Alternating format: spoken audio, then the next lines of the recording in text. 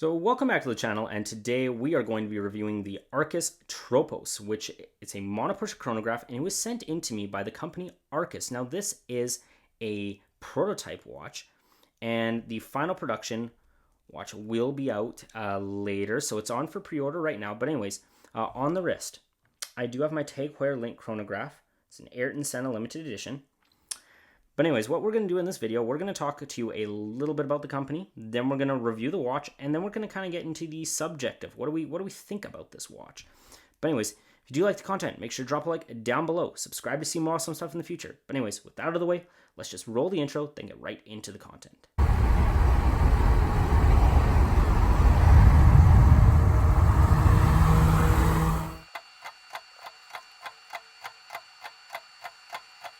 The first thing we want to talk about is just who is Arcus. And Arcus is a company that is based out of Calgary, Alberta. They haven't been around for a very long time. This is their very first kick of the can. This is a prototype. So the production model will be coming out later, as I had stated. Any information can be found on their website, and it will be linked in the description below, so you can go and read a lot. Their website has a lot of information about who they are, and I really look forward to what they're doing in the future. But anyways, let's talk about this watch. The price, okay, so $699 US. So that's just around $900 Canadian, and it is a Monopusher chronograph. Now, some people might be confused, what does a Monopusher chronograph do, and why does it only have the one button? Obviously, Monopusher, one button. Okay, so it's located about the 2 o'clock position. You press it once, press it again, it stops it, and it resets the chronograph, all with one button. People might say, okay, a Monopusher chronograph, you lose the ability to, stop, start, and then start again, okay?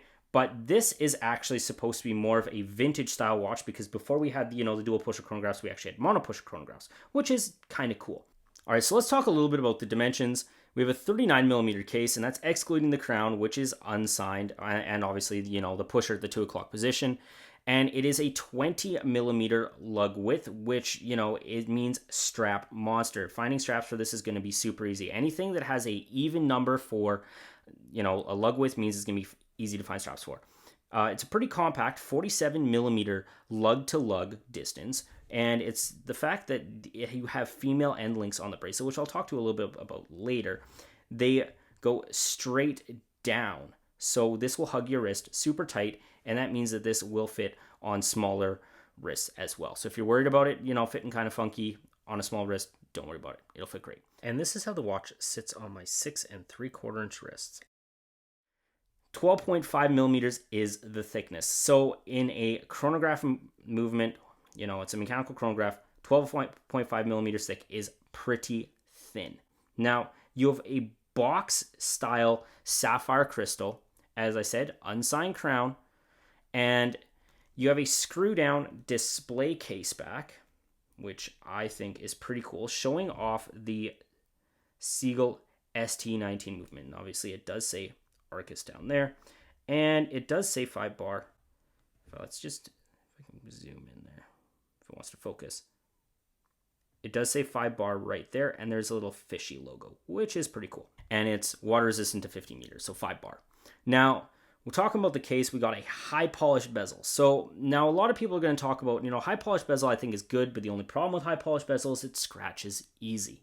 Okay, that's just a fact of life. Okay, now you have a brushed finishing for the case, and then you have a little bit of high polish on this chamfer, it gives it a nice look. It's definitely not just the complete industrial style look. So moving along to the bracelet, we'll notice that these end links are, first of all, they're solid end links. They are actually a very good design. A lot of microbrands and a lot of cheaper brands will say that they have solid end links, but then the end links won't fit very well, and they will have a very thin lip, which will eventually get kind of eroded away and beat up, and then it will cause the end links to fold backwards. These ones have a large lip to hold it in.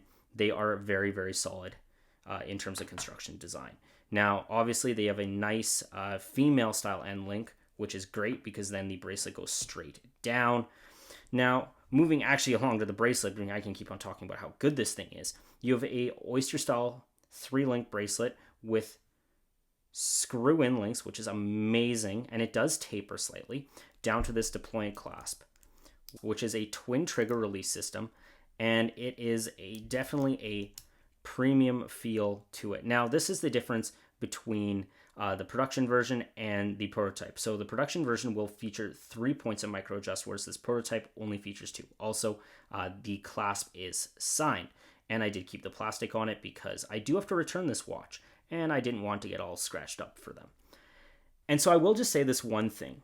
I know that this might just be because I didn't get that 3rd point of micro adjust, but I really wish they added half links and therefore just more fine tuning and adjustability on the bracelet. But overall, this bracelet, I would say, is amazing and definitely competes with watches, I would say 2 to 3 times its price point. Now that we got a close up on this dial, let's just talk about it. So it's a matte white dial, and there are 2 versions, okay? There's a black one and a white one. Now, my personal opinion, I like the black one a little bit more. And I think it's just because with the white one, it washes it out, the texture that you get on the subdials. It just washes it out a little bit too much for my liking, and you can't really see it, especially when you're straight on. Now, obviously running second subdial, and then this one's for your minute counter for your chronograph. And you have your syringe style hands, which is super cool. And then obviously this hand right here is for the chronograph. Now, the indices, they have a faux patina as well as the hands, and they are loomed, and these indices are printed on. Same with the minute track, same with all this text. Arcus, name of the company, caliber AR01, which is the Sea-gull ST19 movement. Now, personally, and this is some people might get a little bit offended or annoyed about this, and they might be like, oh, well, my OCD is going to go a little bit crazy, but they cut off the 2, the 4, and the 8, and the 10. Okay? They have a reason for this, and I talked to them, and I was like, well, why'd you do that? Apparently, there's a company back in the day called Minerva, and Minerva did that as well, and they really wanted to get that kind of retro style, very 1940s style chronograph and watch, and that's why they went with this aesthetic. So they do have there is a reason behind the madness. They didn't just, get lazy or anything. There's a reason. I personally like it. It takes a little bit of time to get used to. As I did say, the handset and the indices are loomed, but the loom is, let's be real. You aren't buying this watch to look at the loom. It's not really that good, but realistically, I don't care, and I don't think a lot of you guys should care either. Now let's just talk about the star of the show, and that's, being shown to us by this wonderful display case back, sapphire crystal as well, if I did not mention that, and it is the Sea-gull ST19 movement. It is basically the cheapest mechanical chronograph movement that we really have available to us. It is a manual wind, so hand winding. That's how you start this thing up, and I'll show you guys in a couple of seconds here. You have no hacking. You have a 51-hour power reserve. I know a lot of people might complain. They say, oh, this is a Chinese movement, blah, blah, blah, blah, blah. Okay, cool. Yeah, I get it. We get it. However, if you want to talk about the history, it's originally descended from the Venus 175. Other thing, this isn't the production version. The production version will look slightly different. Namely, it will have a swan neck regulator in it. Okay? And it actually, if you want to look at their website, they do switch out 3 different parts. One of them being the regulator. Now, also, the other thing to note, they basically rebuild the entire chronograph part of the movement. Because, let's be realistic. The ST19, while being a great affordable entry-level chronograph, our chronograph movement is not known to have great QC. There's a lot of issues. I've even had issues with one that I owned. The click spring failed. But, realistically, this is probably mostly due to issues and quality control issues, from mass production. So they're actually going through this and looking over everything and inspecting everything. They are also regulating this movement. And in my experience, I got it, usually when I was wearing it, and plus 5 to 10 seconds a day. Now, as I said, hand winds and does not hack, but that's how you set the time. First position on the crown. And then obviously this button, chronograph, as I did say before. So now it comes down time to the verdict part. Is this worth your hard-earned money? Is this worth $700 US, $699, sorry, or about 900-ish Canadian? I say this is a great watch for that price point. If I were to close my eyes and just kind of feel it, this watch feels like something that costs $2,000 to $3,000. Okay, And then some people, and they're going to chirp and say, well, it feels like that, but the reason why it's not is because they have a Chinese movement in there. So let's address the hecklers right now, okay? The watch snobs that will not get over the fact that this has a Chinese movement in it. I already said that, yes, it's a Chinese movement, but it's kind of based off the Venus 175, which is originally a Swiss movement. Arcus has a method to their madness. Every single thing that they did for a reason. They are not a fly-by-night company that just makes random stuff, slaps a dial and a bracelet and, case together, and then the cheapest movement they can find and ship it out for a premium. That's not what they're doing here. And I think that we have seen far too many companies that are more concerned with, obviously they're a company, they're concerned with making money, but I see a lot of companies, all they care about is profit rather than delivering a quality product. Arcus is delivering a quality product. Okay, that is my opinion. If you like it, take it as such. If you don't, I'm just a person on the internet. You don't have to agree with me. Now, you might say, why'd they use the Chinese movement? First off, thickness. And I went through and I wanted to figure out, is there the method to their madness? Could this be done in a different way? Realistically, if they put in a Value 7750 in it, the movement in here, it's really top heavy and thick, okay? I love this watch. It is one of my favorite watches that I own. I did actually get this back from servicing fairly recently, but it's thick. It's just, it doesn't wear the same. This is, you almost forget that you are wearing a chronograph, okay?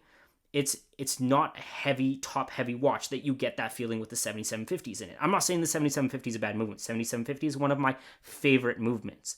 They just have a method to their madness. They wanted a thin chronograph, and someone's going to tell me, well, they could have done, the SW500, what is it, M, which is the manual one variant where they remove the rotor. Yeah, I guess they could have, but it's still not as thin as this one. The other thing that I want to talk about is the price. Okay, this is $700 US, $699. That's just over $900 Canadian. Let's recall that as soon as we throw in, a 7750 in it, we are paying a lot more. Yes, it's Swiss, but you're paying a lot more. However, the other thing is they wanted to make a monopusher chronograph, okay? And if we're going to compare monopusher chronographs, okay, monopushers are not cheap. They wanted to kind of bring a revolutionary thing to the market and create a monopusher chronograph that was under $1,000. They did it. They nailed it. And I think it's great. For instance, the closest one in price, I found two monopushers, okay? I found two.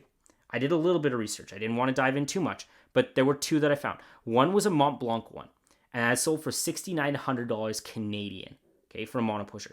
The other one was a limited edition Vertex, and I'm probably saying that wrong. It was an MP45. Now, realistically, an MP45 to me sounds like a German submachine gun from World War II, but that one had a price of just over, $34.50 pounds. So that was over $6,000 Canadian anyways. So that makes it a lot more expensive of a watch.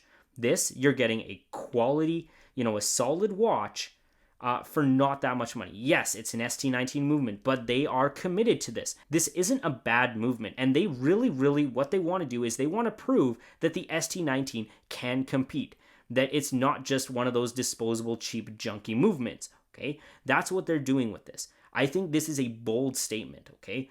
A bold statement, and if they continue to work with this platform, I think we got to give these guys credit. I think that, go out and hit the pre-order button and go buy one. If not, at the end of the day, what's the worst thing? People buy $1,000 Movado, which I will literally say that is a way worse watch than this every single day of the week.